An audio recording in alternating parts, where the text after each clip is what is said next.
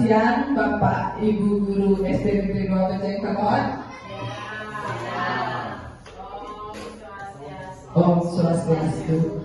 Nah, untuk hari ini dia mau melaksanakan pengibasan pembelajaran mendalam di Komel Smart SD 2 Kecengkelon.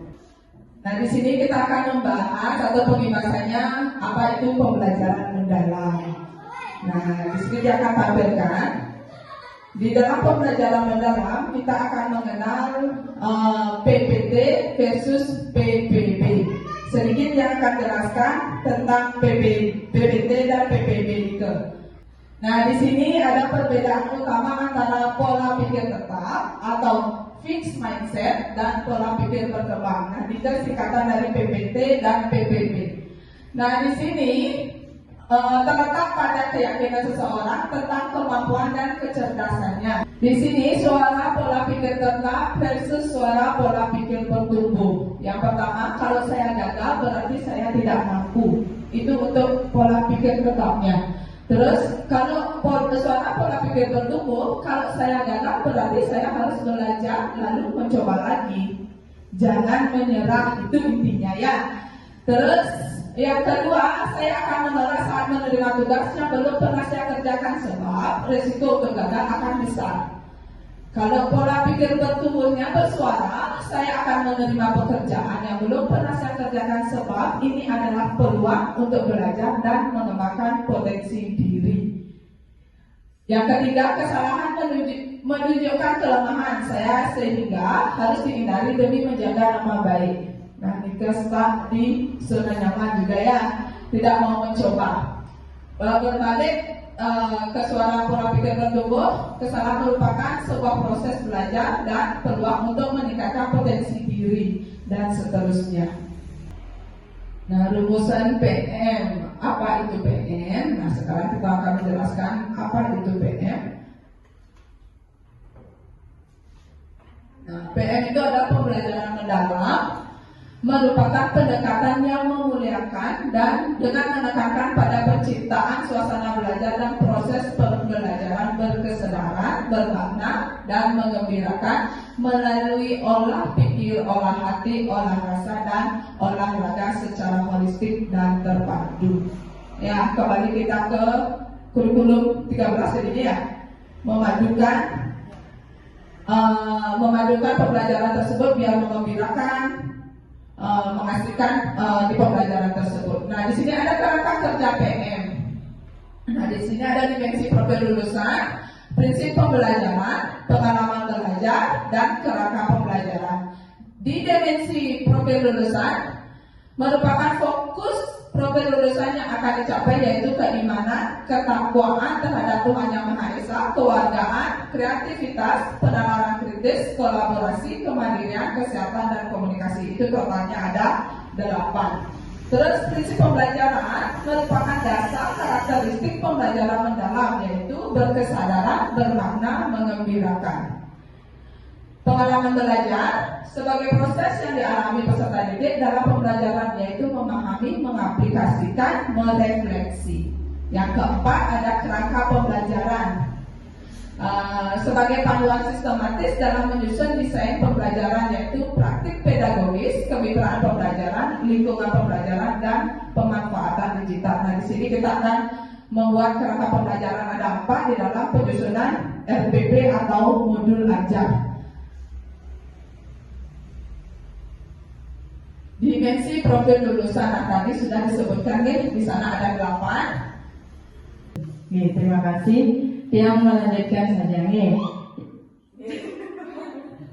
Jadi yang tadi ada rumus PM itu 8334 itu, yang 8 itu 8 dimensi profil lulusan, kemudian yang ketiga itu prinsip PM, yang 3 lagi pengalaman belajar, dan 4 kerangka pembelajaran. Itu rumusnya 8334. Oke. Kemudian yang tadi sebelum yang nyambung ke pengalaman belajar, aha moment. Nah, aha moment itu tidak ada singkatan. Aha moment itu bagaimana kita dalam pembelajaran bisa menciptakan pengetahuan baru bagi siswa. Misalnya, teman-teman ini kan kita sama-sama belajar nih dari kemarin kan sudah dengar nih PM, deep learning apa sih sebenarnya? Nah, Sekarang kita belajar. Sudahkah timbul di pemikiran teman-teman bahwa oh ternyata ini deep learning, ternyata seperti ini kerangka pembelajaran mendalam seperti ini ke? Sudah apa belum? Belum. Belum. Oke, jadi PMIKE bukan kurikulum baru, tetapi sebuah pendekatan yang disisipkan dalam kurikulum Merdeka. Jadi kita tidak ganti kurikulum, tetapi hanya disisipkan saja, ditumpangi, gitu ya. Jadi terlihatnya itu di mana? Terlihatnya nanti ada di kerangka pembelajaran. Nanti kita kasih contoh kerangka pembelajaran yang sudah kita susun. Kemudian lanjutkan yang ketiga itu pengalaman belajar PM. Pengalamannya itu ada, ingat 3M. Yang pertama memahami, kemudian mengaplikasi dan merefleksi. Nah, kalau memahami itu berkaitan dengan pengetahuan esensial, pengetahuan aplikatif dan pengetahuan nilai dan karakter. Sedangkan kalau di mengaplikasi itu ada pendalaman pengetahuan, kemudian merefleksi bagaimana meregulasi diri, meregulasi emosi peserta didik. Nah, yang memahami nanti untuk lebih jelasnya Tiang akan share materinya di grupnya, jadi Tiang tidak terlalu banyak menjelaskan Ricky. Secara umum memahami itu bagaimana guru merancang pembelajaran mengaitkan isu atau permasalahan nyata ke dalam pembelajaran atau ke dalam pengetahuan sebelumnya. Kemudian menstimulasi proses berpikir peserta didik.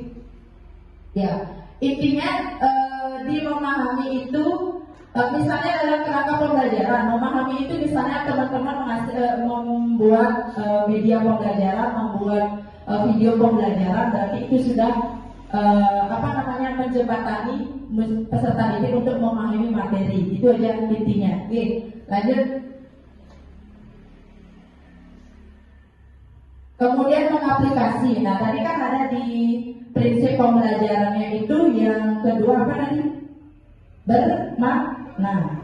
Bermakna itu bagaimana kita mengaplikasi dalam kegiatan pembelajaran. Misalnya gini, mengaplikasi itu misalnya kita belajar tentang kalau rangka, kayak tadi dia belajar tentang rangka IPAS-nya. Mengaplikasi misalnya dia akan dikasih LKPD ke anak-anak, kemudian suruh mereka mencari di LKS misalnya, kemudian tadi saya berikan juga nama-nama tulang, kemudian mereka mencari itu di lembaran yang sudah saya berikan. Jadi mereka menemukan sendiri, oh ini ternyata namanya tulang ini, oh tulang ini ternyata di sini, gitu. Selain itu bisa juga mengaplikasikannya itu dengan misalnya teman-teman membuat pembelajaran mengajar anak keluar kelas. Nah itu juga mengaplikasi. Ya, lanjut. Kemudian yang ketiga merefleksi. Nah ini sama sebenarnya merefleksi. Teman-teman kan sudah menerapkan ini pada saat pembelajaran, pasti bagaimana kegiatan pembelajaran hari ini, apakah kalian menyenangkan, apakah bagaimana perasaannya, gitu. Itu aja sebenarnya intinya. Tetapi kalau lebih dalamnya, refleksinya contohnya seperti ini: motivasi belajar, kemudian penilaian diri sendiri, bisa juga penilaian antar teman, ya. Kemudian peserta didik membuat ringkasan materi yang dipahami untuk menguji pemahamannya. Oke. Itu yang lebih mendalamnya. Dan pada saat misalnya teman-teman merancang pembelajaran diskusi gitu kan, kita juga menilai keaktifan itu masuk di core learning. Kemudian yang di off learning atau di penilaian sumatifnya ini ya sudah biasa kita laksanakan. Ada tes tertulis, laporan dan sebagainya. Portofolio juga masuk di sana. Nih. Ya, ini prinsip asesmen berkeadilan, edukatif dan objektif. Ini tidak terlalu saya jelaskan ya, karena kita sudah melaksanakan, teman-teman juga sudah paham. Asesmennya tidak ada perubahan sebenarnya dari yang sudah kita lakukan. Nah ini tekniknya, teknik yang bisa teman-teman pakai pada saat melakukan asesmen. Ya banyak sudah dilakukan, kita sudah melakukan semua.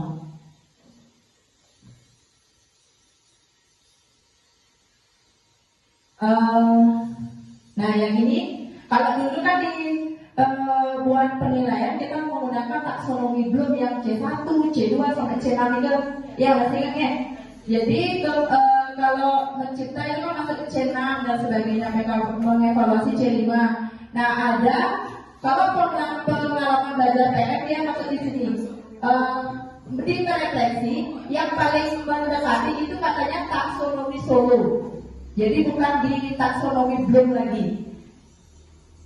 Tahap merefleksi itu masuk di taksonomi Solo itu berpikir abstrak yang mendalam. Kemudian mengaplikasi relasional, memahami multistruktural dan unistruktural. Jadi itu yang lebih mendekati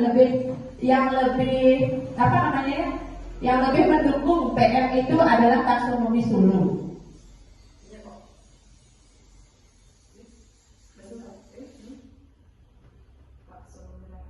Nah ini contohnya yang afektif ke psikomotor.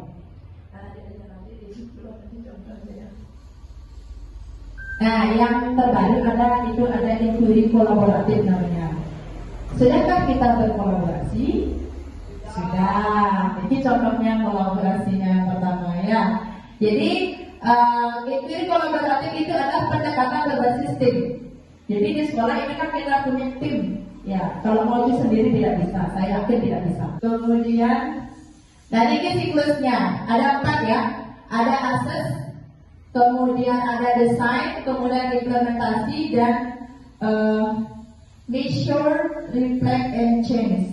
Pengukuran, refleksi dan perubahan. Nah, ini juga salah satu contoh, tugas kami nanti. Kita akan melakukan assess, itu mengidentifikasi permasalahan yang ada di sekolah, baik itu di proses pembelajaran maupun di luar proses pembelajaran. Kemudian didesain. Nah, bagaimana kita merancang atau memberikan solusi dari identifikasi masalah yang akan kita hadapi. Kemudian tahap ketiga itu implementasi, yaitu tahap pelaksanaan.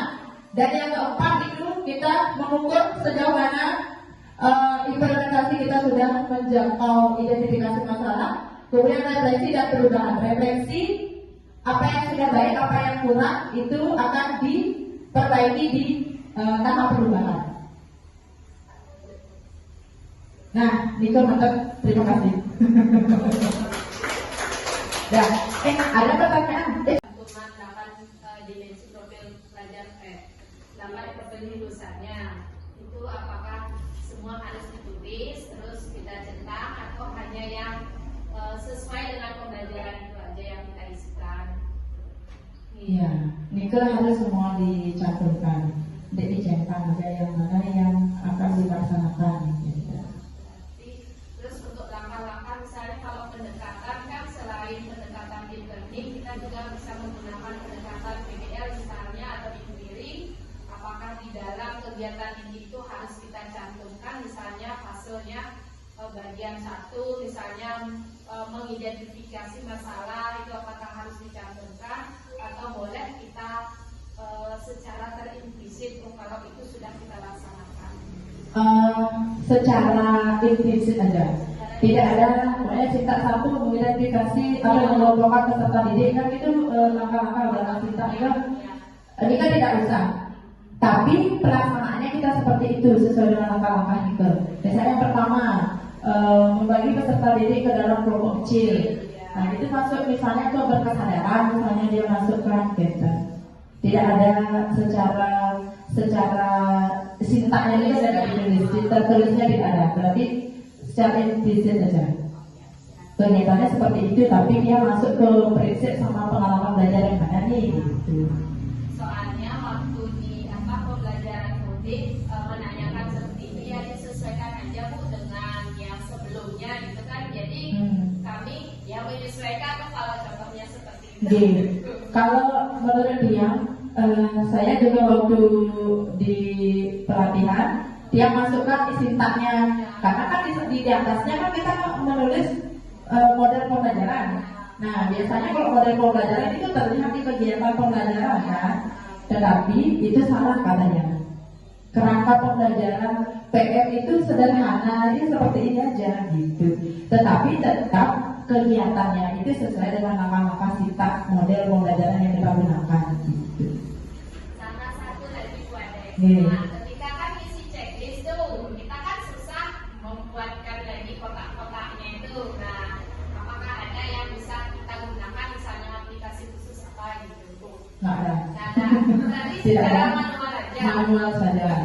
Tapi misalnya boleh kak ini, atau boleh nanti buat misalnya pakai apa? Pakai di Canva misalnya. Ya. Kosongin dia, nanti cetaknya itu kan bisa pakai save ya itu, Oh iya. bisa kayaknya ya, itu aja. Kalau yang aplikasi khusus itu nggak ada, belum ditemukan. Belum ada. Itu juga katanya kalau di PPT sama PPB jangan bilang tidak. Saya tidak, saya sih bisa gitu, tidak. Saya belum bisa. Itu ya. Jadi kadang-kadang saya juga seperti itu ya, belum bisa ya, bisa ya. Tapi kalau udah PPB, saya pasti bisa. Yes. Nonton boleh? Pas kan nontonnya. Oke, jadi Niki sharing aja teman-temannya di tiap saling pemade. Niki hanya meneruskan informasi yang kita terima dari pelatihan PM yang sudah kita ikuti.